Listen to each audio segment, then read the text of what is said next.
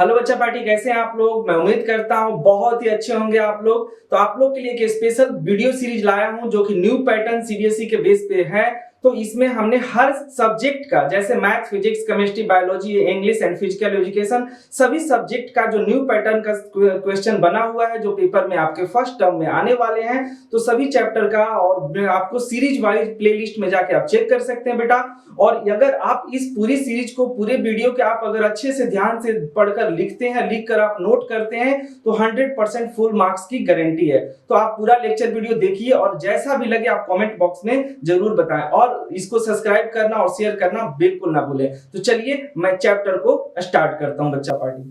हमारे पास इस प्रॉब्लम में दिया हुआ है if A is an invertible matrix. तो हमारे पास ए या ए इन्वर्स पॉसिबल है, सही है। Then which of the following is not true, सही है। तो हमें ये पता है कि ए इन्वर्स हमारे पास पॉसिबल है, तो इन चारों ही ऑप्शन में से जो कौन सी कंडीशन है जो ट्रू नहीं है। तो देखो यहाँ पर सबसे पहले मैं बात करता हूँ जो डी ऑप्शन है, ये तो हमें पता है ये हमेशा ही ट्रू होना चाहिए होता है।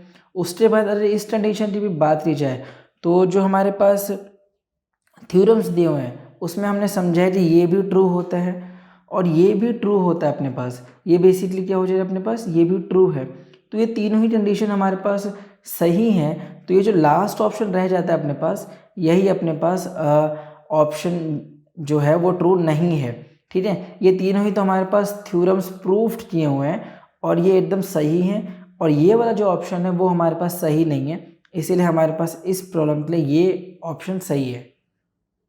हमारे पास इस प्रॉब्लम में दिया हुआ है इफ़ ए, तो हमारे पास ए एक मैट्रिक्स दिया हुआ है जिसमें जो डायगोनल एलिमेंट्स हैं वो ए हैं और रिमेनिंग एलिमेंट्स हमारे पास ज़ीरो हैं। प्रूफ करना है, sorry, then the value of, तो हमें वैल्यू बतानी है। डिटर्मिनेंट एडजॉइंट ऑफ ए के लिए हमें वैल्यू बतानी है। तो देखो हमारे पास एक फॉर्मूला होता है एडजॉइंट ऑफ ए। अगर हमें इसका डिटर्मिनेंट बताना होता है तो ये बेसिकली क्या हो जाता है अपने पास, ये हो जाता है डिटर्मिनेंट ए और उसके बाद यहाँ पर रेस टू द पावर कितना आ जाएगा, n-1 raise to the power आ जाता है। n क्या होता है, n होता है हमारे पास ऑर्डर की जो वैल्यू है। तो यहाँ पर ये हमारे पास 3x3 की मैट्रिक्स है, तो यहाँ पर जो n की वैल्यू है वो अपने पास 3 है। Therefore n is equal to 3। ये क्या होता है अपने पास, ये अपने पास एक फॉर्मूला होता है, थ्योरम से प्रूव किया होता है हमने, सही है। तो इस वैल्यू को सॉल्व करते हैं। सो देखो यहाँ पर एडजॉइंट ऑफ ए का डिटर्मिनेंट मुझे बताना है, तो ये बेसिकली अपने पास डिटर्मिनेंट ऑफ ए। अब मुझे यहाँ पर ए के लिए सॉल्व करना हो रहा डिटर्मिनेंट के लिए, तो सबसे पहले तो इसे सिंप्लीफाई कर देता हूँ और मॉड ए मतलब डिटर्मिनेंट ए 3-1 मतलब 2, ये अपने पास वैल्यू आएगा। अब डिटर्मिनेंट ऑफ ए बताता हूँ सबसे पहले। सो देखो यहाँ पर डिटर्मिनेंट ऑफ ए, इसकी वैल्यू अपने पास बराबर है, ये दोनों तो ज़ीरो ही हो जाएगा, इन दोनों से मल्टीप्लिकेशन करने पे तो ज़ीरो ही आएगा, ये अपने पास रह जाता है। इसको सॉल्व कर देते हैं, तो यहाँ पर जरा ए और ये हो जाए अपने पास ए स्क्वायर, बस -0 तो एज इट इज़ ये रह जाए अपने पास ए क्यूब। अब ये वाली वैल्यू मैं यहाँ पर यूज़ कर सकता हूँ, तो ये मेरे पास क्या रिजल्ट आ जाएगा। सो एडजॉइंट ऑफ ए का डिटर्मिनेंट ये बराबर है अपने पास, डिटर्मिनेंट ए की वैल्यू है 3 और रेस टू द पावर 2 है ही, कितना है अपने पास A6। तो कौन सा ऑप्शन सही है यहाँ पर, तो जो ऑप्शन नंबर सी है यहाँ पर वो सही है। हमारे पास इस प्रॉब्लम में दिया हुआ है इफ़ ए, तो हमारे पास ए एक मैट्रिक्स दिया हुआ है, ठीक है, जिसे डायगोनल एलिमेंट्स हमारे पास 1 है। और उसी तरीके से हमसे पूछ रहे हैं then determinant of adjoint of A is, तो हमारे पास इसका भी एक फॉर्मूला होता है। क्या फॉर्मूला होता है अपने पास, फॉर्मूला होता है अपने पास, ये देखो बाहर में डिटर्मिनेंट है ना, तो मैं इसे ऐसे भी बना सकता हूँ। सबसे पहले तो जो अंदर की वैल्यूज़ हैं उसे नोट डाउन कर देता हूँ, एडजॉइंट ऑफ ए का एडजॉइंट और बाहर में डिटर्मिनेंट है, तो मैं इसे ऐसे भी बना सकता हूँ। इसका जो फॉर्मूला होता है अपने पास वो होता है अपने पास determinant of A n-1 whole square. ठीक है, ये होता है अपने पास यहाँ के लिए इस प्रॉब्लम के फॉर्मूला। तो देखो यहाँ पर सबसे पहले डिटर्मिनेंट ऑफ ए मुझे सॉल्व करना है, उसके बाद ही मैं यहाँ पर वैल्यूज़ बता सकता हूँ। So determinant of A solve कर देते हैं। तो यहाँ पर मुझे पता है ये हो जाएगा प्लस माइनस प्लस, है ना। तो देखो यहाँ पर ये अपने पास 1 है यहाँ पे, ये हो जाएगा 1 माइनस ये भी प्लस बन जाएगा, ये आ जाएगा 3। बस मैं यहाँ पर डिटर्मिनेंट के लिए सॉल्व कर रहा हूँ। -2 ये इतना हो जाए अपने पास, -1 -4 -5 आ जा रहा है यहाँ पर, और यहाँ पर -1 पहले से प्रेजेंट है, और ये हो जाएगा यहाँ पर 1 -1, तो यहाँ पर -1 बचेगा। ठीक है, तो इसे सॉल्व करते हैं। ये हो जाए अपने पास +3, ये हो जाएगा 10 13 और 1 14 आ जा रहा है यहाँ पर, mod 8 ये वैल्यू। ठीक है, डिटर्मिनेंट ऑफ 8 की वैल्यू अपने पास 14 है। इस वाले फॉर्मूला का यूज़ करते हैं यहाँ पर। तो हमें पता है कि ये वैल्यू क्या हो जाएगी अपने पास, डिटर्मिनेंट एडजॉइंट ऑफ ए, इसकी वैल्यू अपने पास बराबर है, इसके बदले क्या यूज़ कर सकता हूँ मैं 14, और यहाँ पर n हम सब जानते हैं, n होता है अपने पास ऑर्डर। देखो यहाँ पर ये जो ऑर्डर है वो 3 क्रॉस 3 की है, बेसिकली ये m क्रॉस n होता है यहाँ पर, है ना। तो ये जो n की वैल्यू है कितनी है अपने पास 3 है। तो ये हो जाए अपने पास 3 -1 मतलब 2, और 2 का होल स्क्वायर मतलब 4 आ जाएगा आंसर में, है ना। तो कौन सा ऑप्शन सही आ रहा है यहाँ पर, तो जो ऑप्शन नंबर ए है यहाँ पर वो सही आ रहा है।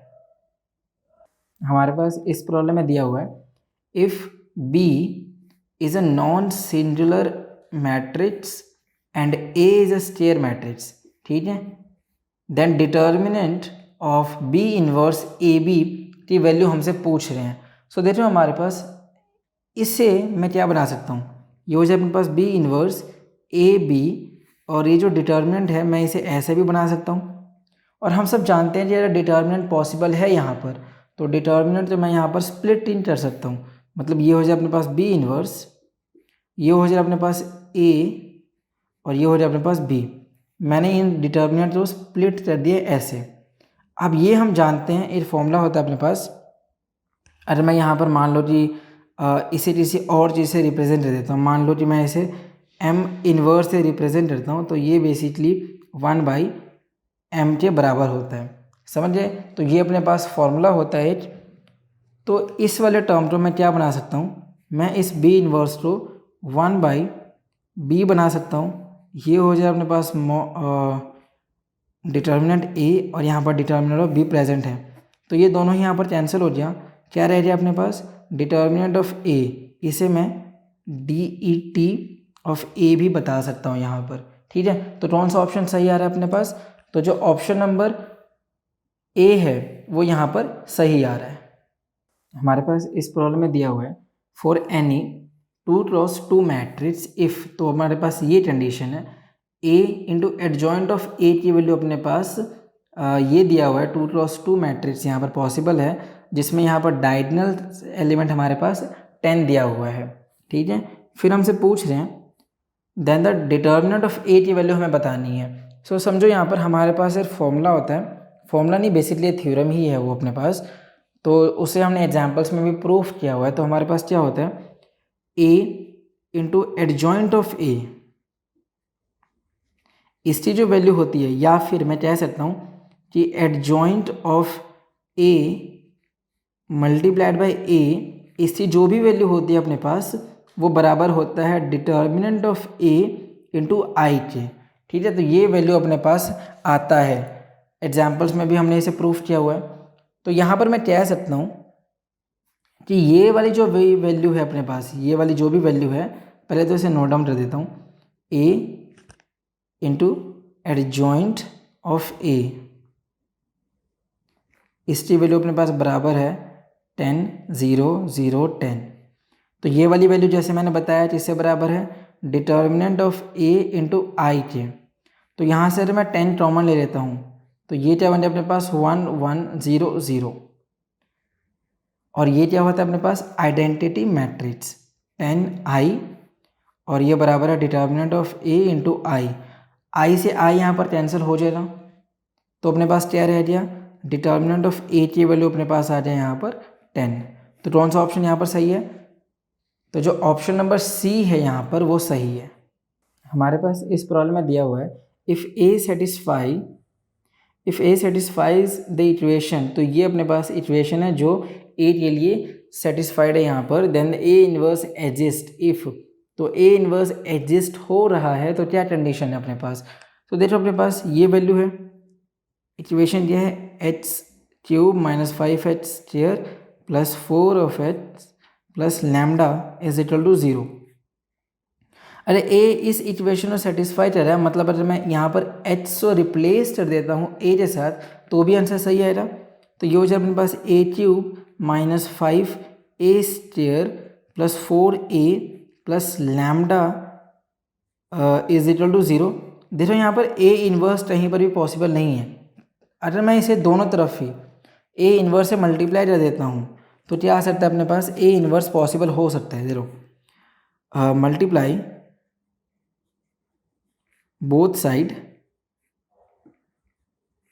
बाई ए इन्वर्स अगर मैं मल्टीप्लाई कर देता हूँ तो ये कितना हो जाए मेरे पास, ये हो जाएगा a² माइनस ये बन जाए अपने पास 5a, ये बन जाएगा अपने पास 4 और ये बन जाएगा अपने पास lambda A inverse is equal to, इसकी मल्टीप्लिकेशन तो 0 ही आएगा। अब देखो यहाँ पर ये सही है, ये भी सही है, ये भी सही है, ये जो कंडीशन है हमें वो कंडीशन ध्यान से देखनी है। अगर हमारे पास लैम्डा की वैल्यू ही 0 हो जाएगा तो ए इन्वर्स भी अपने पास 0 हो जाएगा।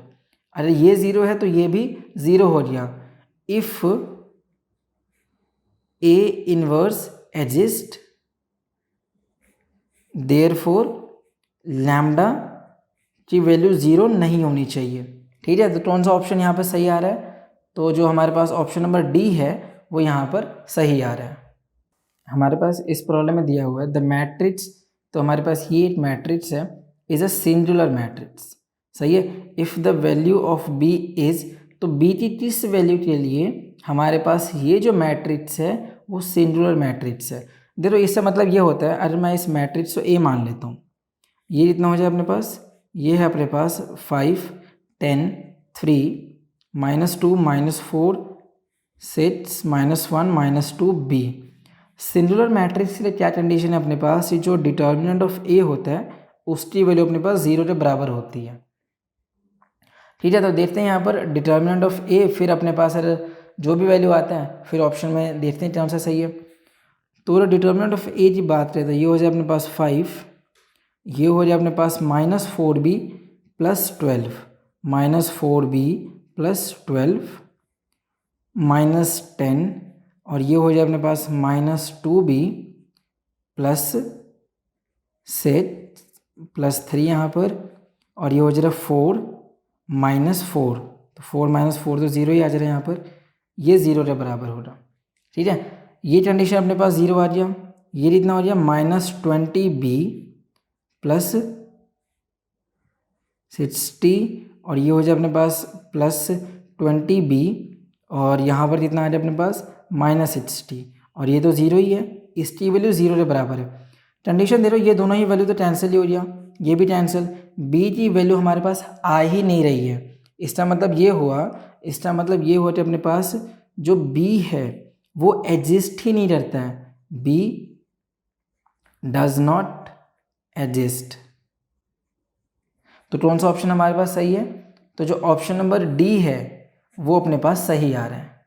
हमारे पास इस प्रॉब्लम में दिया हुआ है इफ़ ए, तो हमारे पास ए एक 2x2 मैट्रिक्स है, B such that A inverse is equal to k times of A, है ना। तो वैल्यू ऑफ k किससे बराबर है, तो सबसे पहले तो ए इनवर्स के लिए सॉल्व करते हैं। ए इनवर्स से क्या फॉर्मूला होता है अपने पास, ये होता है अपने पास adjoint of A divided by determinant of A. तो डिटर्मिनेंट ऑफ ए कितना आ जाएगा, ये तो सबसे पहले अपने पास सिर्फ फॉर्मूला है। सो देखो यहाँ पर डिटर्मिनेंट ऑफ ए अगर बात करते हैं तो ये हो जाए अपने पास -4 माइनस 15, कितना है अपने पास माइनस 19। सो डिटर्मिनेंट ऑफ ए की वैल्यू जो है वो नॉट इक्वल टू 0 है। इसका मतलब क्या हुआ, इसका मतलब ये हुआ अपने पास कि ए इन्वर्स एग्जिस्ट करता है, ए इन्वर्स एग्जिस्ट।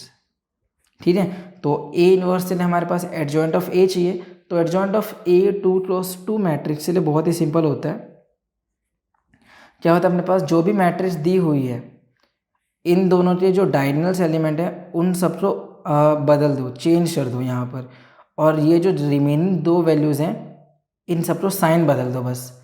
तो जैसे यहाँ पर एडजॉइंट ऑफ ए के लिए सॉल्व करता हूँ मैं, तो ये हो जाएगा -2 2 -3 -5, ये आ जाता है अपने पास वैल्यू। तो ए इन्वर्स में बता सकता हूँ, ए इन्वर्स आ गया अपने पास डिटर्मिनेंट ऑफ ए की वैल्यू -19, सो 1/-19, और ये आ जाए अपने पास एडजॉइंट ऑफ ए -2 -3 -5 2। अगर मैं माइनस की वैल्यू को कॉमन भी ले लेता हूँ तो क्या वैल्यू आ जाए अपने पास, ए इन्वर्स बन रहा है यहाँ पर 1/19, और ये हो जाए अपने पास 2 3 5 -2। तो ध्यान से देखो ये जो भी मैट्रिक्स है अपने पास यही तो अपने पास ए दिया हुआ था, ये वाली मैट्रिक्स अपने पास सेम ही तो है, ए के बराबर है, और ये वाली कंडीशन भी सेटिस्फाई कर रही है। हमें पता है कि ये जो मैट्रिक्स है अपने पास वो ए है, तो ए इन्वर्स की वैल्यू अपने पास 1/19 ए के ही बराबर है। और कंडीशन क्या थी अपने पास, कंडीशन ये था कि जो ए इन्वर्स है वो अपने पास के टाइम्स ऑफ ए के बराबर है। तो इन दोनों के हिसाब से मैं क्या बता सकता हूँ, मैं बता सकता हूँ कि जो के की वैल्यू है अपने पास वो 1/19 आ रही है। ठीक है, तो कौन सा ऑप्शन यहाँ पर सही आ रहा है, तो जो ऑप्शन नंबर बी है अपने पास वो यहाँ पर सही आ रहा है। हमारे पास इस प्रॉब्लम में दिया हुआ है दो मैट्रिसेस यहाँ पर दिए हुए हैं, इनका जो भी मल्टीप्लिकेशन है अपने पास वो बराबर है ए माइनस बी बी के। सही है, तो हमसे पूछ रहे हैं कि ए और बी की क्या डिफरेंट वैल्यूज़ हैं। तो सबसे पहले ऐसा करते हैं, इन दोनों ही मैट्रिसेस को मल्टीप्लाई कर देते हैं। तो यहाँ पर है 1, यहाँ पर भी है 1, यहाँ पर है -tan थीटा, और यहाँ पर क्या है अपने पास tan थीटा, और ये क्या है अपने पास, ये है 1 1 tan थीटा, और यहाँ पर अपने पास -tan थीटा। अच्छा, तो यहाँ पर ये इन्वर्स में है तो यहाँ पर आ जाएगा ए इन्वर्स। ठीक है, तो सबसे पहले तो मुझे इन्वर्स बताना हो रहा है इस मैट्रिक्स के लिए। ऐसा कर लेता हूँ मैं कि ये वाली जो मैट्रिक्स है अपने पास इसे मैं क्या मान लेता हूँ, इसे मैं मान लेता हूँ ये अपने पास ए है और ये अपने पास क्या है बी है। ठीक है, तो सबसे पहले बी इन्वर्स के लिए सॉल्व करते हैं तभी हम यहाँ पर मल्टीप्लाई कर सकते हैं। तो बेसिकली इसका मतलब ये हुआ कि a इंटू बी इन्वर्स, इसकी वैल्यू अपने पास जिससे बराबर है, ये बराबर है a माइनस बी और b के, है ना। तो यही तो है अपने पास a बी इन्वर्स, और यहाँ पर किससे बराबर है, ये इस मैट्रिक्स से बराबर है। तो मैंने यहाँ पर ये कंडीशन मान लिया है। तो सबसे पहले बी इन्वर्स के लिए सॉल्व करते हैं। सो बी इन्वर्स अपने पास क्या फॉर्मूला है, बी इन्वर्स होता है अपने पास adjoint of B divided by determinant of B. तो डिटर्मिनेंट ऑफ बी की वैल्यू अपने पास कितनी आ जाएगी, ये हो जाएगा 1 माइनस यहाँ पर और यहाँ पर पहले से ही माइनस है तो प्लस tan स्क्वायर थीटा, है ना। तो ये कितना हो जाता है अपने पास, हमारे पास एक फॉर्मूला होता है secant square theta minus tan square theta की वैल्यू 1 होती है। तो इसे सॉल्व करते हैं, रिजल्ट में आ जाता है सीटेंट स्क्वायर थीटा, है ना। तो मॉड ऑफ बी आ गया, सॉरी मॉड नहीं, डिटर्मिनेंट ऑफ बी आ गया। इसकी वैल्यू हमारे पास नॉट इक्वल टू 0 है। इसका मतलब ये कितना हो जाएगा, इसका मतलब ये हुआ कि यहाँ पर जो बी इन्वर्स है वो एग्जिस्ट करता है। और एडजॉइंट ऑफ बी कितना हो गया, adjoint of B 2 cross 2 matrix है यहाँ पर, एडजॉइंट ऑफ बी देखो यहाँ पर 2 क्रॉस 2 है, ये भी अपने पास 2 क्रॉस 2 है, तो मल्टीप्लिकेशन तो पॉसिबल है। इसका एडजॉइंट बहुत ही सिंपल होता है, इन दोनों को चेंज करना है और इन दोनों के साइन बदल देने हैं। तो क्या आ जाएगा अपने पास, ये हो जाएगा 1 1 चेंज करते हुए कोई फ़ायदा नहीं है यहाँ पर, ये हो जाएगा -tan थीटा और ये हो जा रहा है टेन थीटा। तो ये वैल्यू जिससे बराबर है, ध्यान से देखो, तो ये वाली जो मैट्रिक्स है अपने पास वो यहाँ पर तो आज या सेम है अपने पास। तो एडजॉइंट ऑफ बी बराबर है अपने पास मैट्रिक्स ए के। तो देखो यहाँ पर इस फॉर्मूले का मैं यूज़ करता हूँ, तो सबसे पहले बी इन्वर्स इतना आ जा रहा है, बी इन्वर्स हो जा रहा है अपने पास 1/b डिटर्मिनेंट ए आई यहाँ पर आ जा रहा है ना। तो देखो यहाँ पर इसे सॉल्व कर देते हैं अब। तो ये जो फॉर्मूला अपने पास कितना है, अपने पास ये था a डॉट बी इन्वर्स, इसकी वैल्यू बराबर है अपने पास a माइनस बी बी के। तो a यहाँ पर प्रेजेंट है, b इन्वर्स की वैल्यू कितनी है अपने पास a divided by mod b, इसकी वैल्यू अपने पास a b minus B a, ये कितना आ गया a square divided by mod b, इसकी वैल्यू बराबर है मेरे पास a माइनस बी के। तो सबसे पहले अब मुझे यहाँ पर a स्क्वायर के लिए सॉल्व करना है। अरे a की वैल्यू मेरे पास ये है, तो a स्क्वायर मेरे पास a इंटू ए के बराबर है, जो कि अपने पास क्या वैल्यू आ जाएगी 1 माइनस टेन थीटा, यहाँ पर भी सेम वैल्यू है पॉजिटिव में, और ये हो जा रहा 1 माइनस टेन थीटा और ये भी टेन थीटा। तो ए स्क्वायर अपने पास क्या रिजल्ट बन रहा है, ये हो जाए मेरे पास 1 minus tan square theta, 1 minus tan square theta, और ये हो जाएगा मेरे पास minus tan theta minus tan theta, 2 times of tan theta, tan theta plus tan theta, तो 2 टाइम्स ऑफ पॉजिटिव, और ये हो जाएगा minus tan square theta plus 1, तो 1 माइनस टेन स्क्वायर थीटा, है ना। तो ये आ जाए अपने पास यहाँ पर वैल्यू ए स्क्वायर की। इसे क्या मैं और सिंप्लीफाई कर सकता हूँ, देखो यहाँ पर जैसे कि हमें पता ही है कि जो सीटेन स्क्वायर थीटा है माइनस टेन स्क्वायर थीटा है उसकी वैल्यू 1 है। तो यहाँ से अगर मैं ये रहूँ कि जो सीटेन स्क्वायर थीटा है उसकी value 1 plus ten square theta के बराबर है। तो यहाँ पर मेरे पास माइनस यूज़ हो रहा है, तो मैं यहाँ पर क्या बना सकता हूँ, इसे मैं इस तरफ ले आऊँ, तो ये मैं बना सकता हूँ यहाँ पर -1 माइनस टेन स्क्वायर थीटा उसकी value minus cetane square theta के बराबर है। तो मैं इसे अगर मैं इसे यहीं पे रहने देता हूँ तो जो मॉड ऑफ बी है वो मैं सॉल्व कर सकता हूँ। तो मान लो कि अपने पास ए स्क्वायर की वैल्यू यही है, ठीक है। तो हमें पता है कि जो A square divided by mod determinant of B है उसकी वैल्यू बराबर है अपने पास A B minus B A के।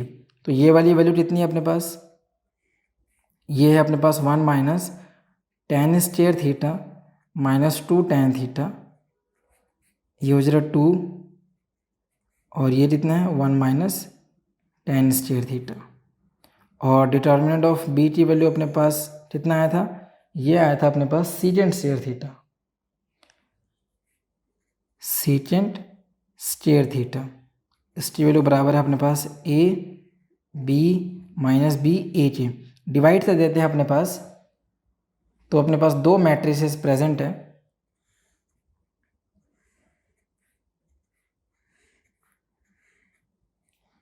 ये हो जाए यहाँ पर ए माइनस बी बी, और यहाँ पर कितना आ जा रहा, ये हो जा रहा 1 minus tan square theta divided by secant square theta, ऐसे यहाँ पर 2 tan theta divided by secant square theta. Same यहाँ पर भी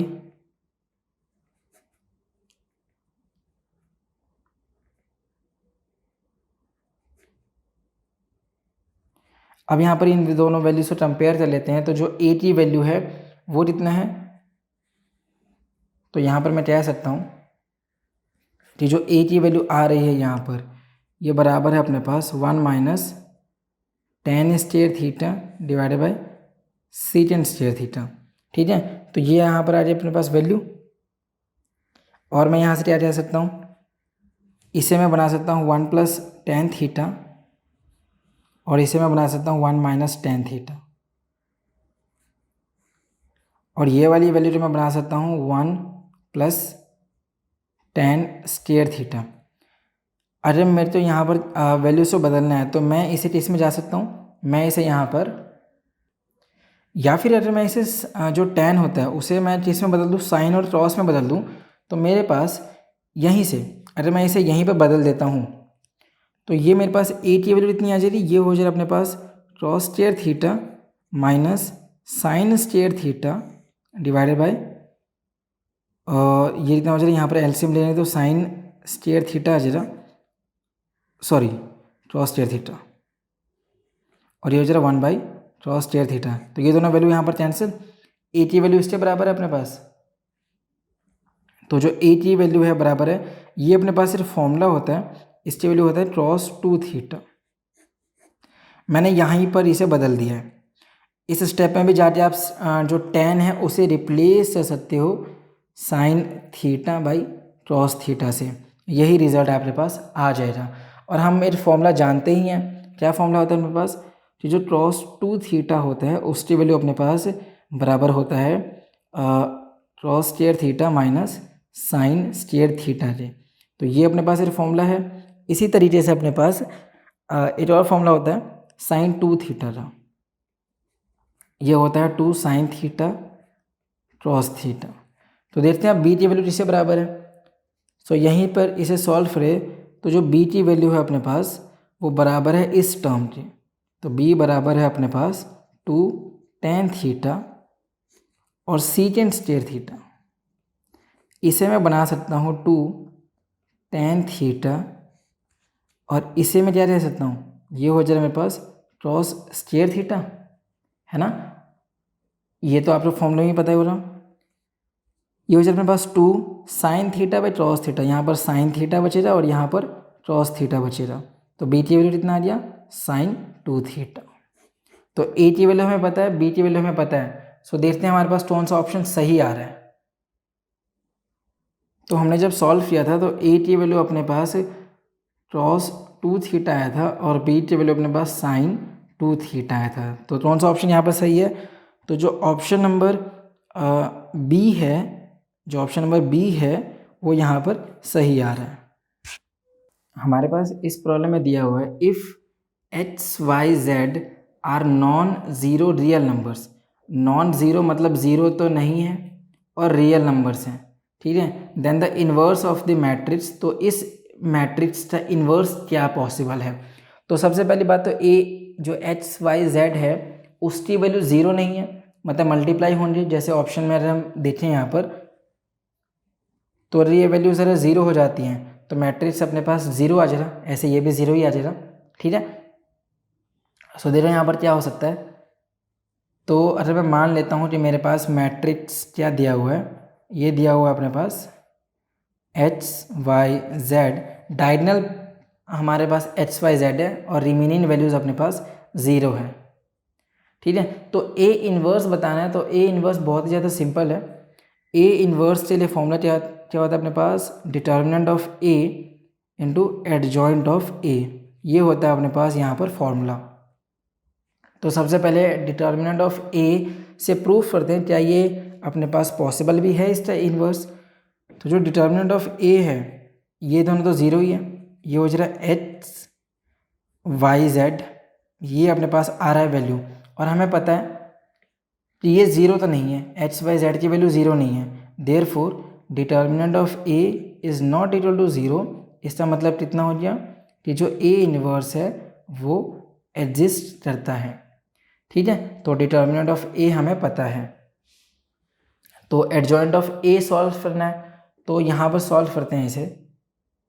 तो जब आप इसका एडजॉइंट ऑफ ए के लिए सॉल्व करते हो तो आपके पास जो एडजॉइंट ऑफ ए है उसकी वैल्यू कितनी आ जाएगी अपने पास, ये हो जाता है अपने पास जो डायगोनल के एलिमेंट्स हैं वो नॉन ज़ीरो रहेंगे। क्या वैल्यू आती है, ये हो जाता है अपने पास वाई जेड, ये हो जाता है अपने पास एक्स जेड और ये हो जाता है अपने पास एक्स वाई, और रिमेनिंग जितनी भी वैल्यूज़ है अपने पास वो ज़ीरो आता है, ठीक है। तो ए इन्वर्स कितना आ जा रहा है मेरे पास, देखो ए इन्वर्स हो जा रहा है यहाँ पर 1 बाई एक्स वाई जेड, और जब आप इस जो भी मैट्रिक्स है यहाँ पर इसे मैं ऐसे ही नोट डाउन कर देता हूँ। तो जब आप इसे डिवाइड कर देते हो तो आपके पास जो ए इन्वर्स की वैल्यू है वो कितना आ जाता है, ये सब तो ज़ीरो ही रहेंगे, ज़ीरो ज़ीरो, यहाँ पर भी ज़ीरो, यहाँ पर भी ज़ीरो, और ये भी अपने पास ज़ीरो है।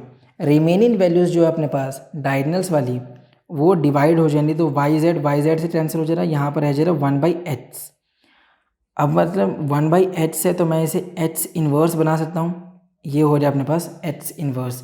ऐसे ही ये दोनों वैल्यू कैंसिल, तो y इन्वर्स और यहाँ पर अपने पास z इन्वर्स, ये अपने पास आ गया यहाँ पर a इन्वर्स की वैल्यू। तो कौन सा ऑप्शन यहाँ पर सही है, तो यहाँ पर अपने पास जो ऑप्शन नंबर ए है वो यहाँ पर सही है।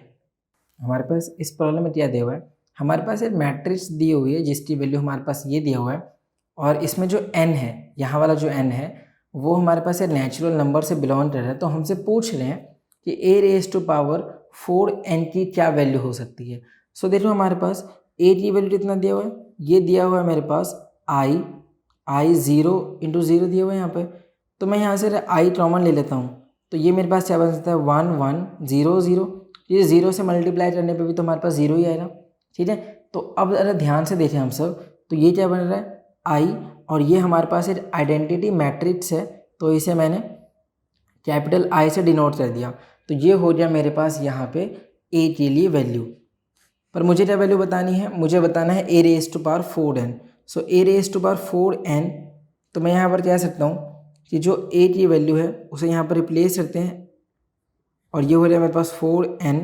ये कितना हो जाएगा, i की पावर कितना हो जाएगा मेरे पास 4n, और जो मेरे पास कैपिटल I है वो क्या हो सकता है, वो हो सकता है मेरे पास 4n। अब यार बात समझो, i जो हमारे पास कैपिटल I है, आइडेंटिटी मैट्रिक्स, उसकी पावर कुछ भी हो जाए वो फिर भी अपने पास क्या आता है, i आ जाता है, ठीक है। तो a⁴n ये कितना हो गया, ये हो गया मेरे पास i की पावर 4n। और ध्यान से समझो, अगर कॉम्प्लेक्स नंबर हमें पता है तो उसमें हम सब जानते हैं कि ये जो रिज़ल्ट है अपने पास वो जितना आता है वो हो जाता है i, और ये जितना आता है ये हो जाता है कैपिटल I, समझ गए। तो ये जितना आ जाए मेरे पास वैल्यू, ये हो जाए यहाँ से i⁴n। इसका मतलब कितना होता है, ये हो जाता है अपने पास, अगर मैं इसे i⁴n बनाऊँ और फिर आप लोग बता दूँ, तो ध्यान से समझो, जो n है वो 4 का मल्टीपल है, और i⁴ का मतलब होता है 1। तो ये वैल्यू तो मेरे पास पूरा ही 1 आएगा। तो जो फाइनल रिजल्ट है वो बेसिकली i आ रहा है, ठीक है। तो a⁴n की वैल्यू कितना आ रहा है मेरे पास, i आ गया। तो ये अपने पास फाइनल आंसर है। तो कौन सा ऑप्शन यहाँ पर सही आ रहा है, तो जो ऑप्शन नंबर सी है वो यहाँ पर सही आ रहा है। हमारे पास इस प्रॉब्लम में क्या दिया हुआ है, ये हमारे पास एक मैट्रिक्स दी हुई है, k दिया हुआ है, इसकी वैल्यू हमारे पास एक आइडेंटिटी मैट्रिक्स से बराबर है। तो हमसे पूछ रहे हैं then the least positive integral वो भी least the value of k। तो हमें वैल्यू ऑफ k बतानी है, लीस्ट वैल्यू बतानी है, समझे। तो सबसे पहले ये दोनों ही मैट्रिक्स आपस में कैसे हैं, बराबर हैं। तो यहाँ से मैं कह सकता हूँ कि क्रॉस 2π/7 माइनस साइन 2π/7, और यहाँ पर है साइन 2π/7, और ये है क्रॉस 2π/7। रेज टू पावर क्या इतना दिया हुआ मेरे पास, k दिया हुआ है। इसकी वैल्यू बराबर है अपने पास 1 1 0 0, आइडेंटिटी मैट्रिक्स से बराबर है। अब हम सब जानते हैं कि जब ये अपने पास k की वैल्यू कैसी है, अपने पास लीस्ट पॉजिटिव इंटीग्रल हो, तो ये थ्योरम होता है जिसे हमने बेसिकली, ये मैट्रिक्स से भी एक प्रॉपर्टी हो जाती है, या फिर कह सकते हो ये थ्योरम ही है जिसे हमने PMI वाले चैप्टर में प्रूफ किया होगा। अगर मैं बोलूँ 1⁴n दिया हुआ है, अगर मैं बोलूँ n की वैल्यू बहुत ही ज़्यादा लीस्ट है, तो ये जो है ये 1 + nh हो जाता है, समझे। ये आपने फिजिक्स में भी यूज़ किया ही होगा, ठीक है। इसमें जो प्रॉब्लम तो नहीं है। तो ये जो k है यहाँ पर, मैं इससे मल्टीप्लाई कर सकता हूँ, मतलब बेसिकली इस वैल्यू को यहाँ पर यूज़ कर सकता हूँ। ऐसे ही यही वाली वैल्यू यहाँ पर भी यूज़ हो सकती है, क्योंकि ये बहुत ही ज़्यादा छोटी वैल्यू है, तो इसके रहने ना रहने से इतनी ज़्यादा प्रॉब्लम नहीं हो सकती है। ऐसे ये यहाँ पर यूज़ हो सकता है, और ये जो k है यहाँ पर भी यूज़ हो सकता है, ठीक है। तो मैं यहाँ से कह सकता हूँ देखो ये हो जाएगा मेरे पास क्रॉस के टाइम्स 2π/7 और ये हो जाए मेरे पास माइनस साइन के टाइम्स 2π/7। ऐसे ही यहाँ पर कितना आ जाएगा साइन के टाइम्स 2π/7 और ये हो जाएगा क्रॉस 2π/7, यहाँ पर के है ही और ये मैट्रिक्स यहाँ पर अपने पास किससे बराबर है, ये बराबर है अपने पास 1 1 0 0 के बराबर है। अरे दोनों ही मैट्रिक्स आपस में कैसे हैं, अब बराबर हैं, तो इसका मतलब ये हुआ कि स्पेसिफिकली ये जो वैल्यू है वो इसके बराबर है 1 के, ये वाली वैल्यू अपने पास 0 के बराबर है ना। तो यहाँ से अरे मैं मान लेता हूँ कि ये दोनों ही वैल्यू आपस में बराबर है, ये दोनों वैल्यू आपस में बराबर है। सो क्रॉस के टाइम्स 2π/7 इसकी वैल्यू बराबर है अपने पास 1 के, है ना। तो ये कितना आ जाएगा, और अभी आपने ट्रिग्नोमेट्री में फॉर्मूला पढ़ा ही होगा, क्या फॉर्मूला होता है अपने पास कि क्रॉस x की वैल्यू और क्रॉस y के बराबर है, तो h की जो भी वैल्यू होता है वो होता है अपने पास 2nπ ± y। तो ये होता है अपने पास एक फॉर्मूला, ठीक है। तो ध्यान से देखो ये भी अपने पास एक वैल्यू ही आ रहा है, कैसे क्रॉस के टाइम्स 2π/7 इसकी वैल्यू क्रॉस और 1 किस पे होता है अपने पास 0 पे, ठीक है, क्रॉस 0 पे हो जाता है। तो ये दोनों ही वैल्यू इस फॉर्मूले को सेटिस्फाई कर देंगे, है ना।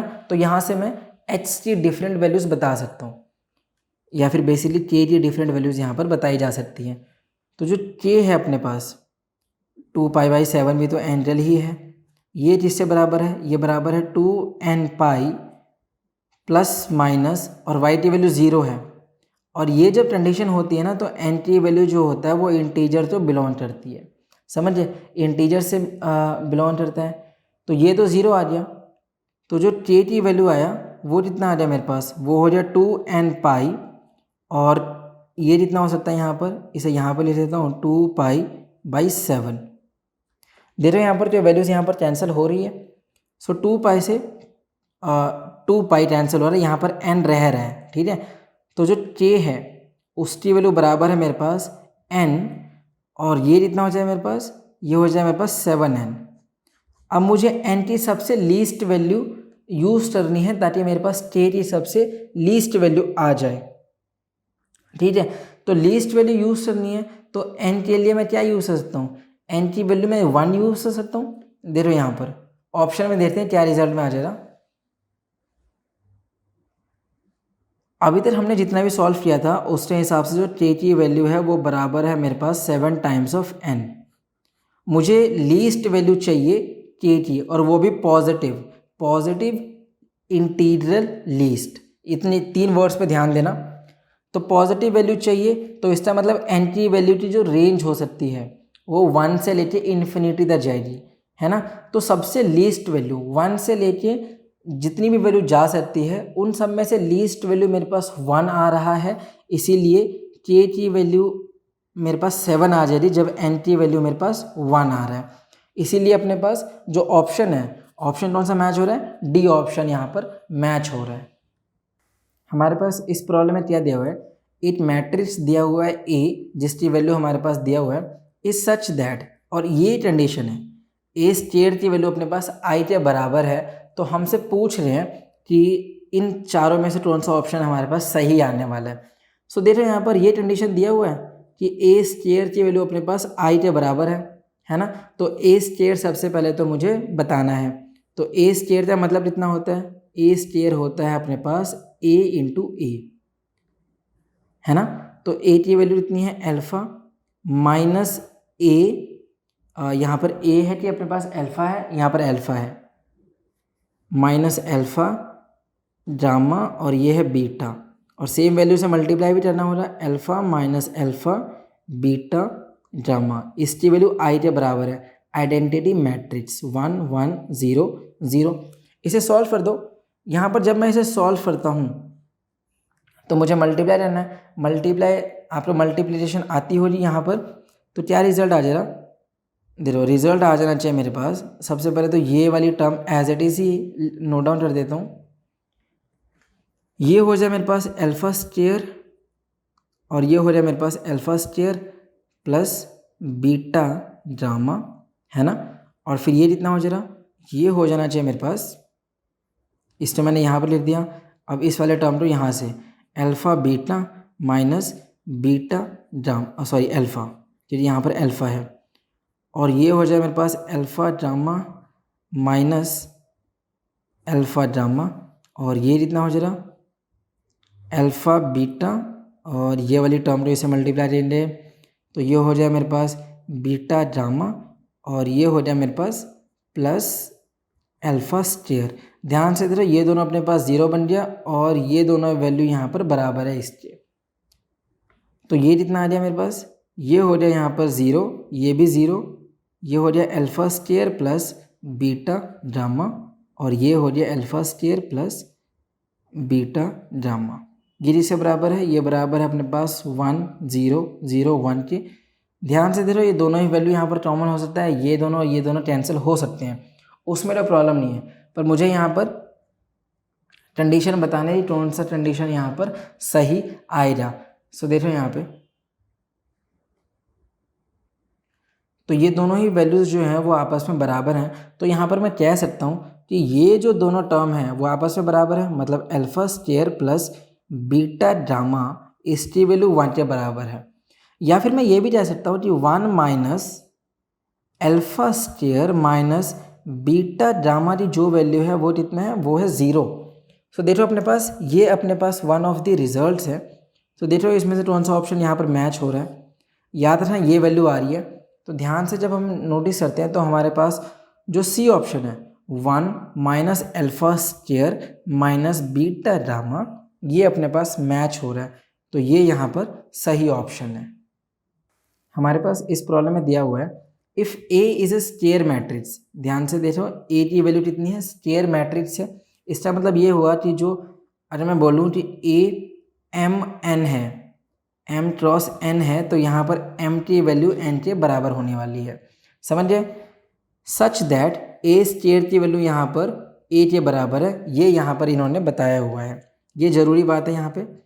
तो हमसे पूछ लें कि ये जो प्रॉब्लम है इसका सॉल्यूशन कितना हो रहा। तो पहली बात समझ लो कि ये जो प्रॉब्लम है बहुत ही अच्छा प्रॉब्लम है, NCERT का भी प्रॉब्लम है यहाँ पर, ठीक है। सो देखो यहाँ पर मुझे इसकी वैल्यू बतानी है, तो मुझे बस एक ही फॉर्मूला याद होना चाहिए, a plus b raise to power 3।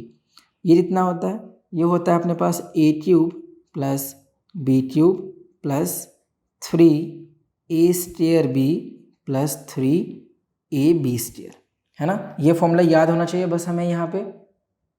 देखो यहाँ पर क्या रिजल्ट में आ सकते हैं, इसको मैं थोड़ा सा एक्सपेंड करता हूँ, i प्लस a यहाँ पर 3 है माइनस 7a, इसको ओपन करते हैं तो क्या रिजल्ट में आता है अपने पास, ये हो जाएगा I cube plus A cube plus 3i square a plus यहाँ पर कितना हो जाएगा 3ia स्क्वायर माइनस 7a, ठीक है। आई की पावर कुछ भी हो जाए उसका मतलब हमेशा ही आई होता है ना, उसका मतलब हमेशा ही कितना होता है, आई होता है। तो ये मैंने यहाँ पर आई बता दिया। ए की पावर जो स्क्वायर है, सॉरी क्यूब है यहाँ पर, इसका मतलब कितना हो जा रहा, ये हो जाए मेरे पास ए स्क्वायर इंटू ए, है ना, और ये वैल्यू भी हमें पता ही है आई हो जाएगा। सो 3ia प्लस ये कितना हो जाएगा 3i, और ए स्क्वायर की वैल्यू ए के बराबर है, ए यहाँ पर भी हम सब यही यूज़ करने वाले हैं, माइनस 7। अब एक बात समझो, यहाँ पर a तो प्रेजेंट है, पर मैं 7a के साथ अगर आई के मल्टीप्लिकेशन भी कर देता हूँ फिर भी कोई चेंज नहीं आने वाला, यही रिजल्ट आ सकता है। सो देखो यहाँ पर ये कितना हो जा रहा है, ये हो जाए मेरे पास i, और इन दोनों को ऐड कर देंगे तो कितना आ जाए मेरे पास माइनस 4ai, है ना।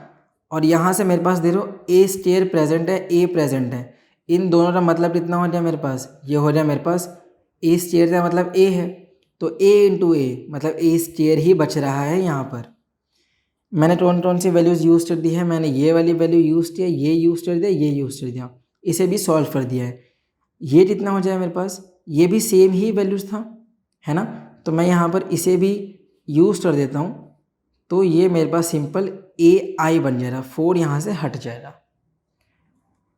और ये कितना हो जाए मेरे पास, ये हो गया I माइनस AI, और ये कितना है, A स्क्वायर है, मतलब कि A वैल्यू है, इसका मतलब A है। और हम जानते हैं इसके साथ अगर I मल्टीप्लाई भी हो जाए तो कोई भी प्रॉब्लम नहीं हो सकती है। तो ध्यान से देखो, ये दोनों ही वैल्यू यहाँ पर कैंसिल, क्या रिजल्ट रह गया अपने पास, सिर्फ और सिर्फ I रहता है, और ये अपने पास आंसर है। तो कौन सा ऑप्शन सही है यहाँ पर, ऑप्शन देखते हैं। तो ऑप्शन नंबर C यहाँ पर सही आ रहा है। हमारे पास इस प्रॉब्लम में दिया हुआ है, ये हमारे पास एक मैट्रिक्स दी हुई है और हमारे पास 4 ऑप्शन दिया हुआ है, तो हमसे पूछ रहे हैं कि इन सब में से कौन सा ऑप्शन सही है। अब एक बात समझ लो, अरे मैं यहाँ पर नीचे से शुरू करता हूँ, समझो ये एक अपर ट्रायंगुलर मैट्रिक्स तो है ही नहीं, है ना। और दूसरे हिसाब से डायगोनल मैट्रिक्स ये भी यहाँ पर पॉसिबल नहीं है, क्योंकि यहाँ पर डायगोनल के एलिमेंट 0 हैं, वो नहीं होने चाहिए होते हैं, 0 नहीं होना चाहिए डायगोनल मैट्रिक्स के लिए। अब हमारे पास 2 ही ऑप्शन रह जाते हैं, स्क्यू सिमेट्रिक और सिर्फ सिमेट्रिक। तो मुझे यहाँ पर इस मैट्रिक्स को स्क्यू और सिमेट्रिक दोनों के लिए सॉल्व करना होगा, तब मैं यहाँ पर बता सकता हूँ क्या ये ऑप्शन सही है या नहीं है। इसे प्रूफ करते हैं।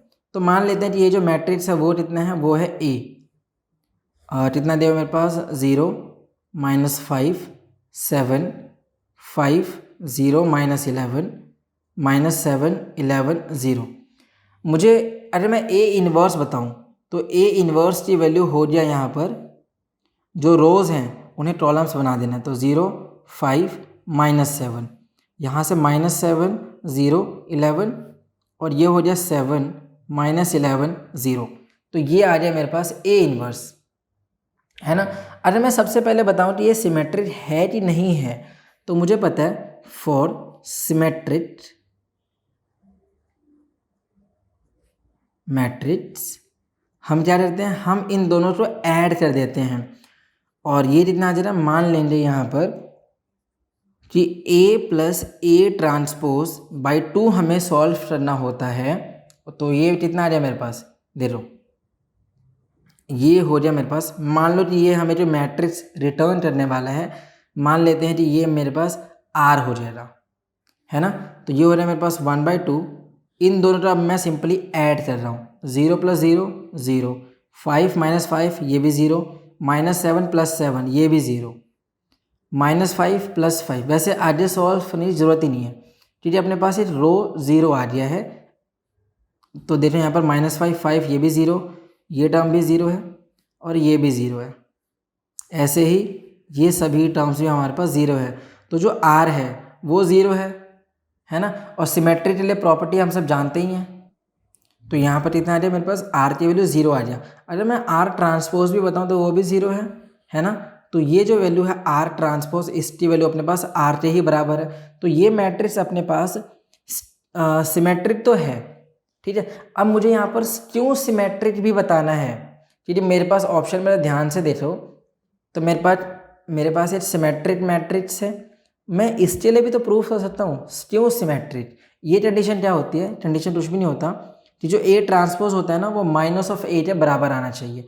देखो इसे यहाँ पर प्रूफ करते हैं, for simple skew symmetric matrix ये कितना हो जाता है, मान लो ये हो जाए मेरे पास A - A' यूज़ करते हैं बाई 2, ये तो भी मैट्रिक्स आ सकता है अपने पास B, ये कितना आ जा रहा है 1/2। ध्यान से देखो क्या सॉल्यूशन आ रहा है यहाँ पर, मुझे सिंपली इन दोनों को यहाँ पर माइनस करना है। तो ये 0 हो जाए मेरे पास, तो ये वाला टर्म मैं यहाँ पर क्या कर सकता हूँ, ये दोनों टर्म 0, मैं यहाँ पर वैल्यू बता दूँगा 5 - 5 ये कितना आ गया 10 आ गया, -7 -7 -14 -5 -5 -10 ये भी 0 है, ऐसे ये अपने पास 22 आ जाएगा, ये हो जाए मेरे पास 14, ये हो जाए मेरे पास -22 और ये 0।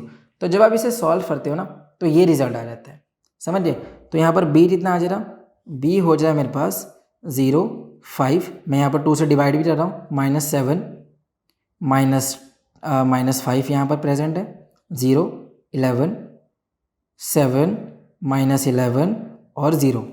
तो ध्यान से देखो, अरे बी की वैल्यू इतनी आ रही है मेरे पास। अरे मैं बी ट्रांसपोज बताता हूँ, तो बी ट्रांसपोज इतना आ रहा है मेरे पास, ये हो जाए 0, 5 माइनस 7 माइनस 5, 0, 11, 7 माइनस 11, 0।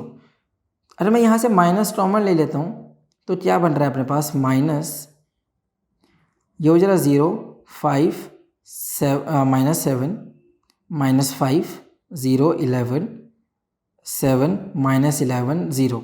तो जो बी ट्रांसपोज है वो माइनस, और ये जो मैट्रिक्स है अपने पास वो क्या आ रहा है, वो अपने पास बी तो आ रहा है। तो ये वाली कंडीशन भी यहाँ पर ट्रू है। इसका मतलब ये जो मैट्रिक्स है वो अपने पास सिमेट्रिक होने के साथ ही साथ स्क्यू भी है। इसका मतलब जो ऑप्शन नंबर ए है ना वो सही है। अ स्क्यू सिमेट्रिक मैट्रिक्स ये अपने पास प्रेजेंट है। अपने पास इस प्रॉब्लम में दिया हुआ है ए की वैल्यू हमारे पास दिया हुआ है मैट्रिक्स, और हमें ये कंडीशन पता है कि जो ए है वो ए ट्रांसपोज के बराबर है। सो देखें यहाँ पर ए वैल्यू अपने पास दिया हुआ है, तो हमसे पूछ रहे हैं कि एक्स और वाई की क्या मतलब यहाँ पर कौन सा कंडीशन यहाँ पर सही आ रहा है। तो यहाँ पर दिया हुआ है 5 y 0।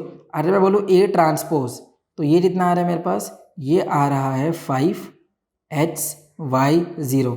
अब हमें ये बताया हुआ है कि ये दोनों ही वैल्यू ए ट्रांसपोज की वैल्यू ए के बराबर है। इसका मतलब बेसिकली ये एक सिमेट्रिक मैट्रिक्स है ना। तो यहाँ से मेरे पास 5y0x इसकी वैल्यू बराबर है अपने पास 50xy के। सो कंडीशन देखो, कंडीशन क्या हो रहा है यहाँ पर, 5 की वैल्यू 5, x की वैल्यू y के बराबर है, y की वैल्यू x के बराबर है, 0 0 के बराबर है। तो ये कंडीशन यहाँ पर ट्रू है। तो कौन सा ऑप्शन यहाँ पर सही आ रहा है, तो जो ऑप्शन नंबर सी है वो यहाँ पर सही आ रहा है।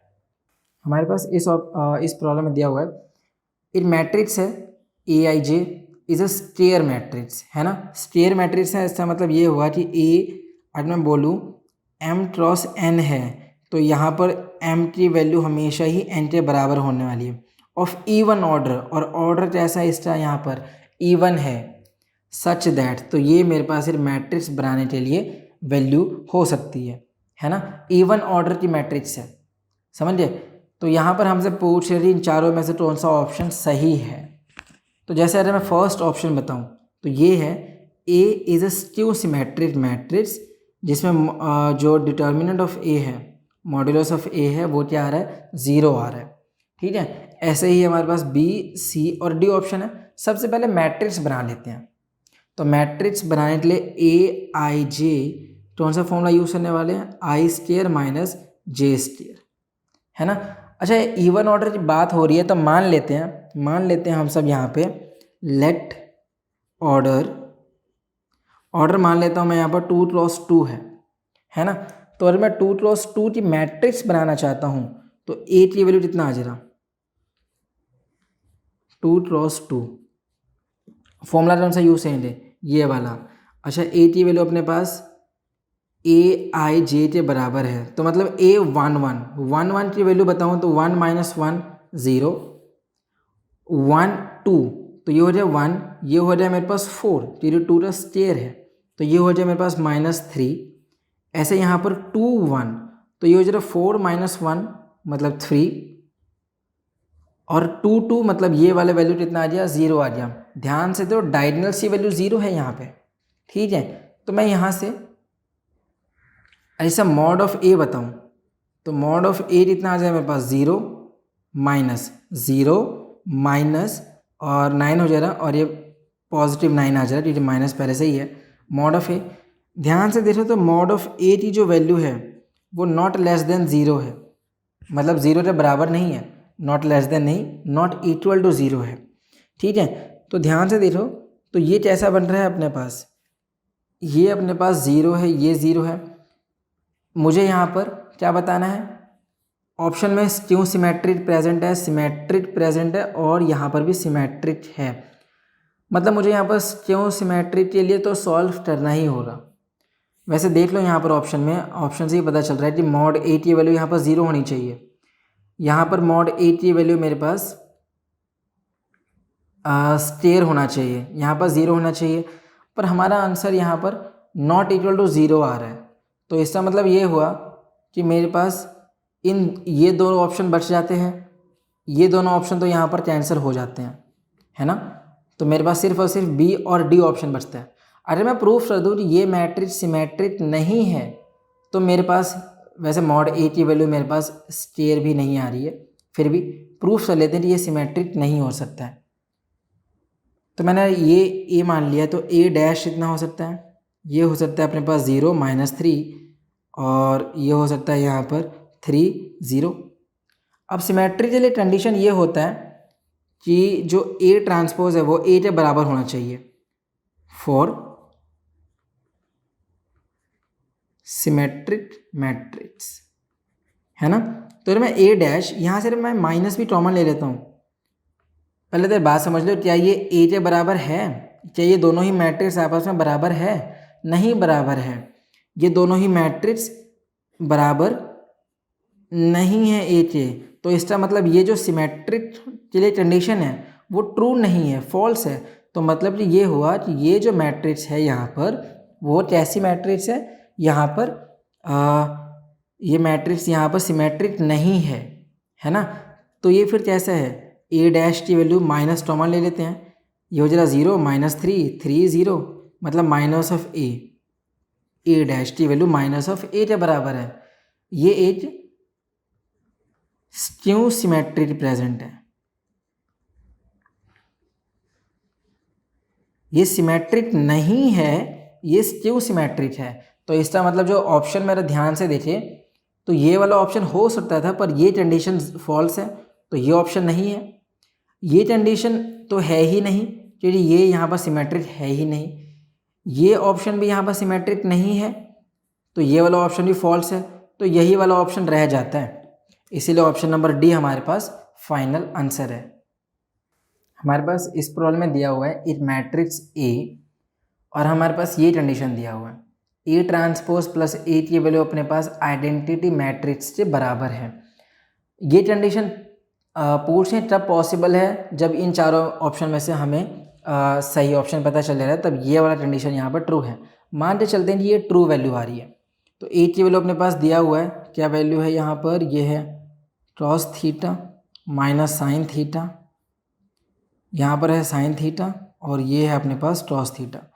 ए ट्रांसपोज इतना हो सकता है मेरे पास, ए ट्रांसपोज आ सकता है यहाँ पर cos theta minus sine theta, और ये है अपने पास साइन थीटा, और ये है अपने पास cos थीटा, है ना। तो ये आ जाए अपने पास ए ट्रांसपोज। कंडीशन क्या है, कंडीशन है कि जो ए ट्रांसपोज है, वैसे ये और ये दोनों ही सेम है, प्लस ए, इसकी वैल्यू अपने पास आइडेंटिटी मैट्रिक्स से बराबर है, I2 के बराबर है, सेकेंड ऑर्डर ऐसा कुछ होता है, ठीक है। तो ये हो जाए यहाँ पर दोनों ही वैल्यूज़ बराबर। तो अगर मैं इन दोनों वैल्यू को ऐड कर देता हूँ, क्योंकि ए ट्रांसपोज प्लस ए है, तो ये कितना आ जा रहा 2 टाइम्स ऑफ cos थीटा, ये दोनों 0, ये वाली वैल्यू 0, और ये वाली value 2 times of cos theta. ये बराबर किससे है, ये बराबर आइडेंटिटी मैट्रिक्स से होती है 1 1 0 0, तो ये दोनों ही वैल्यू आपस में बराबर है ना। तो यहाँ से मैं कह सकता हूँ कि जो 2 cos थीटा है उसकी वैल्यू 1 के बराबर है, ये वाली जो वैल्यू है वो इसके बराबर है, या फिर ये वाली वैल्यू इसके बराबर है। और हमने ट्रिग्नोमेट्री में फॉर्मूला पढ़ा ही हो रहा, और इसे मैं थोड़ा सा और सिंप्लीफाई कर देता हूँ, पहले वो समझ लेते हैं। तो cos थीटा की वैल्यू मेरे पास 1/2 है, तो cos ऑफ थीटा ये कितना हो जाता है 1/2, तो ये हो जाता है अपने पास cos π/3, है ना। अब ट्रिग्नोमेट्री में आपने फॉर्मूला पढ़ा हो रहा, कंडीशन पढ़ी होगी, यहाँ पर बता देता हूँ मैं उसे। देखो कंडीशन क्या होता है, कंडीशन ये होता है कि अगर cos h की वैल्यू cos y के बराबर है, तो जो h से जितने भी सॉल्यूशन हैं, बेसिकली जनरल सॉल्यूशन जो भी आएंगे वो होता है 2n pi plus minus y, और कंडीशन ये होता है कि n की वैल्यू हमेशा इंटीजर जो बिलोंग करती है, ठीक है। सो देखो यहाँ पर अगर मैं इस वाले फॉर्मूला यूज़ करता हूँ, तो cos y के बराबर है, जिसमें ये वाली वैल्यू क्या है, ये वैल्यू हमारे पास y है, और ये अपने पास h है, दोनों ही यहाँ पर मैच हो रहा है। तो जो थीटा है बेसिकली एच ये बराबर है 2n पाई प्लस माइनस और y की वैल्यू है पाई/3 है ना, पाई/3 आ रहा है। अब अगर हम सब ऑप्शन में ध्यान से देखें तो कंडीशन समझ लिया हमने, ये अपने पास आंसर आ रहा है। ऑप्शन में ध्यान से देख लो। अच्छा यहाँ पर n की वैल्यू इंटीजर जो बिलोंग करती है, ऑप्शन में देखते हैं। सो देखो यहाँ पर ऑप्शन में, तो ऑप्शन में अगर हम सब ध्यान पे देखें तो ये अपने पास मैच नहीं हो रहा है। ये साइन के लिए पॉसिबल होता है, ये साइन के लिए पॉसिबल है, ये अपने पास नहीं पॉसिबल है। ये वैसे क्रॉस की प्रॉपर्टी हो जाती है पर यहाँ पर ये पॉसिबल नहीं है। ये है अपने पास पॉसिबल वैल्यू, यहाँ पर प्लस यूज़ हो रहा है सिर्फ, और एन की वैल्यू इंटीजर से हो रही है। हमारे पास माइनस में भी ये आ रही है यहाँ पर वैल्यू, ठीक है। तो ये वाला ऑप्शन तो हमारे पास सही है, और डी ऑप्शन तो हमारे पास मैच ही नहीं हो रहा है। तो ये जो सी ऑप्शन है वो सही ऑप्शन आ रहा है। हमारे पास इस प्रॉब्लम में दिया हुआ है which of the given values of X and Y, X और वाई की कौन सी value made the following pairs of matrices equal. तो मतलब ये पूछ रहे थे एक्स और वाई की कौन सी पॉसिबल वैल्यू है जिसके लिए ये दोनों मैट्रिक्स आपस में बराबर हैं। तो बराबर है इसका मतलब ये जो दोनों ही मैट्रिक्स हैं 3x + 7 y + 1 5 2 - 3x, इसकी वैल्यू बराबर होनी चाहिए यहाँ पर 0 8 4 y - 2 से, है ना। देखो यहाँ पर अरे मैं ये बोलूँ कि 3h + 7 की वैल्यू किससे बराबर है, 0 के बराबर है ना। ये वाली मैट्रिक्स अगर मैं बोलूँ इसके बराबर है, तो यहाँ से h की जो वैल्यू है वो आ रहा है -7/3। अगर मैं दोबारा से ये कंडीशन बताऊँ तो ये जो ये दोनों वैल्यूज़ हैं वो भी तो आपस में बराबर ही हैं, क्योंकि ये भी h की ही टर्म्स हैं। तो ये कितना आ रहा है 2 - 3h, इसकी वैल्यू 4 के बराबर है। सो 2 - 4 ये हो जाएगा 3h, और h यहाँ पर आ रहा है -2/3। अब एक बात समझ लो, जब भी ऐसी कोई कंडीशन आ जाए जहाँ पर एक ही वेरिएबल की दो वैल्यूज़ आ रही हैं किसी भी मैट्रिक्स में, तो वो मैट्रिक्स हमारे पास पॉसिबल ही नहीं होती है, ठीक है। तो उसके लिए ये जो मैट्रिक्स है यहाँ पर वो पॉसिबल नहीं है यहाँ पर, क्योंकि यहाँ पर एक ही वेरिएबल की दो डिफरेंट वैल्यूज़ आ रही हैं। इसका मतलब अगर हम सब ऑप्शन में ध्यान से देखें, अच्छा यहाँ पर y की वैल्यू मुझे बतानी हो तो y + 1 इसकी वैल्यू 8 के बराबर है, और y की वैल्यू कितना आ गया 7 आ गया। ये दोनों वैल्यू आपस में बराबर है। ऐसे ही ये दोनों वैल्यूज़ भी सेम है। अगर मैं यहाँ पर ये भी बताऊँ तो y - 2 की वैल्यू 5 के बराबर है, यहाँ पर भी y की वैल्यू 7 आ रही है। यहाँ पर एक ही वेरिएबल की वैल्यूज़ तो आ रही हैं पर वैल्यूज़ दोनों ही सेम हैं। यहाँ पर एक ही वेरिएबल की दो डिफरेंट वैल्यूज़ हैं, इसीलिए ये नॉट डिफाइंड हो जाता है। और हम सब ऑप्शन में देखें तो y की वैल्यू 7 तो है, ये दोनों कंडीशन देखें यहाँ पर तो y की वैल्यू 7 आ रही है, पर h की हमारे पास डिफरेंट वैल्यूज़ हैं, दो डिफरेंट वैल्यूज़ आ रही हैं यहाँ पर। ये वाला ऑप्शन सही नहीं है।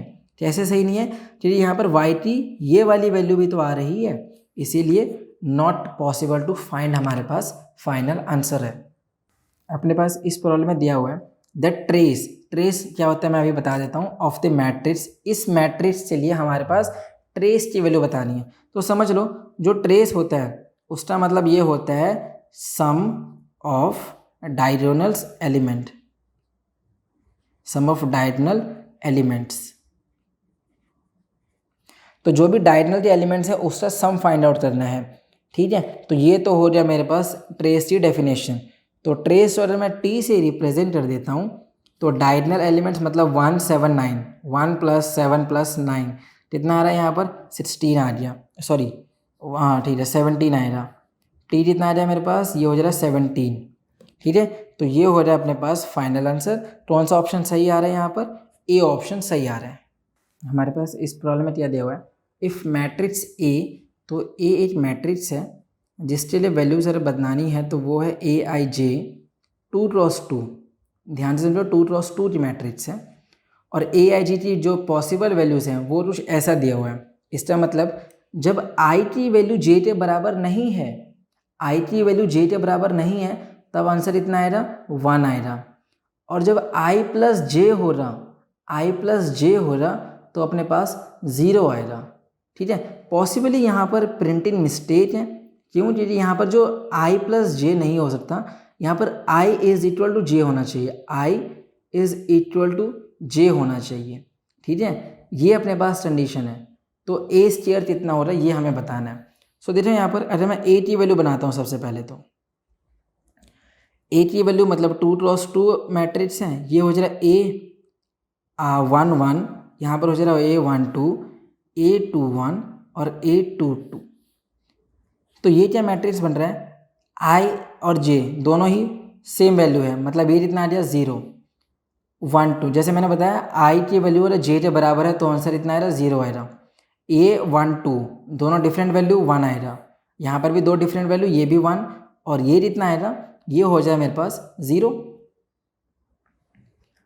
तो यहाँ से अगर मेरे पास ए की वैल्यू इतनी है तो ए स्क्वायर कितना हो जाएगा, ये होता है अपने पास a इंटू ए, और ये वैल्यू बराबर है अपने पास 0 1 1 0 0 1 1 0। तो ए स्क्वायर कितना आ जाए मेरे पास, ये 0 सॉरी ये तो 1 हो जाए अपने पास, 0 प्लस 1 तो 1 हो गया, ये 0 है ये 0 है, ये भी 0 और ये दोनों भी यहाँ पर 0 है, ये हो गया 1। तो जो ए स्क्वायर है अपने पास, इसकी वैल्यू अपने पास आई के बराबर है। तो ऑप्शन कौन सा सही हो रहा है? ऑप्शन यहाँ पर फर्स्ट ऑप्शन सही हो रहा है। हमारे पास इस प्रॉब्लम में दिया हुआ है दो मैट्रिक्स ए और बी। ए की मैट्रिक्स हमारे पास दिया हुआ है यहाँ पर 2 -1 3 -4 5 1, और बी भी एक मैट्रिक्स दिया हुआ है यहाँ पर, ये दिया हुआ है यहाँ पे 2 3 4 -2 1 5।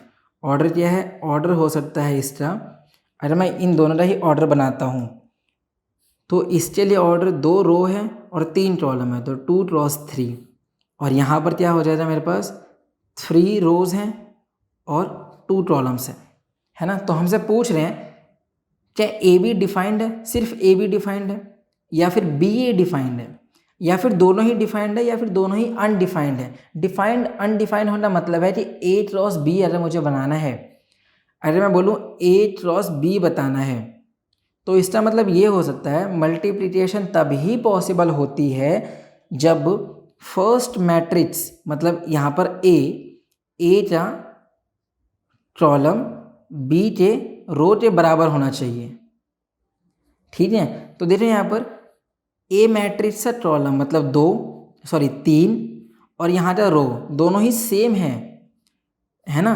तो 3 क्रॉस 3 दोनों ही सेम आ रहा है यहाँ पर, मतलब ए बी डिफाइंड है, इज डिफाइंड। अगर मैं वैल्यू से बताऊँगा बाद में, अगर मैं मल्टीप्लिकेशन करना चाहता हूँ तो मैं कर सकता हूँ, उसमें प्रॉब्लम नहीं है। अरे इसी तरीके से मैं बोलूँ बी ए कितना हो जा रहा, तो बी ए के लिए भी वही कंडीशन है कि बी ए के लिए बी का कॉलम और ए का रो पॉसिबल होना चाहिए, सेम होना चाहिए। तो देखो यहाँ पर बी मतलब इसका कॉलम कितना हो गया मेरे पास 2 और इसका रो कितना हो गया मेरे पास 2, तो इज डिफाइंड। यहाँ पर 3 क्रॉस 3 और यहाँ पर 2 क्रॉस 2 बन रहा है ना। तो ये दोनों ही डिफाइंड है, इसका मतलब A B and B A both are defined. तो ऑप्शन नंबर सी हमारे पास सही है। ये जो क्वेश्चन है आपका केस बेस्ड स्टडी वाला प्रॉब्लम है बेटा, और अगर आप इस प्रॉब्लम को ध्यान से देखेंगे तो बहुत अच्छी इन्फॉर्मेशन आपको सीखने को मिलेगी, ठीक है। तो चलिए हम प्रॉब्लम को शुरू करते हैं। देखो जो यहाँ पे केस बेस्ड स्टडी वाला जो प्रॉब्लम है ना, यहाँ पर 100% बच्चे अगर पहले से प्रैक्टिस आप नहीं किए होंगे तो एग्जाम में गलत करेंगे, इसलिए पहले से प्रैक्टिस कर लीजिए। इसीलिए आपको ये वीडियो सीरीज बनाया गया है, जो कि आप वीडियो सीरीज प्रॉपर देखिए, और आपको वीडियो सीरीज अच्छी लगे तो प्लीज सब्सक्राइब करना बिल्कुल ना भूलें, ठीक है। तो देखो बेटा, अगर हमने इस क्वेश्चन में क्या दिया हुआ है, a इज इक्वल टू दिया हुआ है ABCD, यहाँ पे a की वैल्यू दी हुई है, in is an orthogonal matrix and ABC equal to lambda less than 0। then the value of a square b square c square plus c square plus a square की value in चारों option में से क्या होगा। Second question क्या है बेटा, the value of a cube B cube C cube, इसकी वैल्यू क्या होगा। और थर्ड क्वेश्चन है बेटा कि the equation whose roots are a B c is, इनमें से कौन सा इक्वेशन सेटिस्फाई करेगा। ठीक है, तो ये आपको तीन क्वेश्चन हैं। अब इन तीन क्वेश्चन को कैसे सोल्व करेंगे, तो देखो बेटा यहाँ पर आपको एक कंडीशन दिया गया है, क्या, ऑर्थोगोनल मैट्रिक्स। तो यही मेन है, ऑर्थोगोनल मैट्रिक्स अगर बोल दिया गया तो ऑर्थोगोनल मैट्रिक्स का मतलब क्या होता है, ऑर्थोगोनल मैट्रिक्स क्या होता है, ए टू जेड मैं आपको यहाँ पे डिस्कस करने वाला हूँ और ये तीनों क्वेश्चन हम सोल्व करके आपको बताने वाला हूँ। तो चलिए चलते हैं क्वेश्चन पे, सॉल्यूशन पे। ठीक है, तो देखो बेटा अब हम इस क्वेश्चन को साइड कर लेते हैं, अब सॉल्यूशन मेंशन करते हैं। तो देखो सॉल्यूशन में ये है बेटा कि यहाँ पर ऑर्थोगोनल मैट्रिक्स का मतलब होता है, ऑर्थोगोनल का मैट्रिक्स का मतलब होता है A into A transpose is equal to I होता है। A into A transpose equal to क्या होता है बेटा, आई होता है। अब ये बात आपको क्लियर हो गई। तो ए हमें दिया हुआ है, ये ए हमें क्वेश्चन में गिवन है। ए क्या दिया हुआ है बेटा, ए बी सी यहाँ पर दिया हुआ है बेटा, बी सी ए, और यहाँ पर दिया हुआ है सी ए बी। ठीक है, अब हमें इसका ट्रांसपोज लेना है। तो इसका ट्रांसपोज क्या होगा बेटा, ए जो रो है कॉलम में कन्वर्ट हो जाएगा, तो ए बी सी हो जाएगा बेटा, A B C, B C ए हो जाएगा, B C A, C A B हो जाएगा। और आई क्या होता है, आइडेंटिटी मैट्रिक्स होता है, ये तो आपको पता है 1 1 1 होता है और बाकी सभी एलिमेंट क्या होते हैं, 0 होते हैं। ठीक है, ये आइडेंटिटी मैट्रिक्स है। तो अब हमें इस मैट्रिक्स को मल्टीप्लाई करना है। तो मल्टीप्लाई कैसे करेंगे, फर्स्ट का रो सेकेंड के कॉलम के साथ मल्टीप्लाई करेंगे। तो अगर जब मल्टीप्लाई करेंगे बेटा तो यहाँ पर हमें क्या मिलने वाला है, अगर आप ध्यान से देखेंगे तो अब मल्टीप्लाई करेंगे तो क्या होगा, A square plus B square plus C square. यहाँ पर ये होगा बेटा, यहाँ पर क्या होगा, A B plus B C plus C A. यहाँ पर क्या होगा, A B plus B C plus C A, ये हो जाएगा बेटा। फिर यही यहाँ पर भी A B plus B C plus C A, यही होगा बेटा। यहाँ पर क्या होगा, बी स्क्वायर सी स्क्वायर। ठीक है, तो यहाँ पे जब हम इसको मल्टीप्लाई करेंगे तो क्या होगा बेटा, B square B C square plus B square plus C square. यहाँ पर क्या आएगा, A B plus B plus सी, ठीक है, B C plus C A, ये होगा बेटा। अब यहाँ पर अगर मल्टीप्लाई करेंगे तो क्या होगा, रो को कॉलम के साथ मल्टीप्लाई करना है। ठीक है बेटा, ये तो आपको आता ही होगा, A B B C plus C A. ठीक है, यहाँ पर है A B plus B C plus C A, ये होगा बेटा। और जब लास्ट वाला क्या मल्टीप्लाई होगा, A square B square plus C square, ये हो जाएगा। ठीक है, अब इसके जगह पर यहाँ पर किसको इक्वेट करेंगे, आइडेंटिटी मैट्रिक्स को इक्वेट करेंगे, यही होगा ना बेटा। हमारा कंडीशन तो यही है कि A into A transpose equal to I, यही मेन रोल प्ले करेगा आपको। ठीक है, ये बात तो क्लियर होगी। अब हमें क्या करना, अब इक्वेट करते हैं। अगर हम इक्वेट करते हैं बेटा तो यहाँ पर ध्यान से देखेंगे तो हमें क्या मिलेगा, A square B square plus C square equal to क्या होगा, यहाँ पर 1 होगा, यही होगा ना बेटा। हमने इस इक्वेशन को इक्वेशन 1 मान लिया। अब मान लीजिए अगर हम इसको चेक करेंगे तो a B plus B C plus C a equal to क्या होगा, 0। और ये हमने इसको क्या मान लिया, इक्वेशन 2 मान लिया, यही मान लिया बेटा। मानना क्या है, ये तो इसका होगा ही होगा। ठीक है, अब हमारे पास अब हमें क्या चाहिए, A plus B plus C, A plus B plus सी का होल स्क्वायर। तो इसका क्या होगा बेटा, ए प्लस बी का whole square, A plus B plus सी का होल स्क्वायर क्या होता है, A square B square C square plus 2 into A B plus B C plus C, यही होगा बेटा। ठीक है, अब हम इसको इक्वेट करते हैं तो इसकी वैल्यू कितनी है, फर्स्ट इक्वेशन से अगर हम देखेंगे तो इसकी वैल्यू क्या है बेटा, 1 है। और इसकी वैल्यू क्या है, तो अगर हम ए बी सी की वैल्यू चेक करेंगे तो ये हमारा 0 है।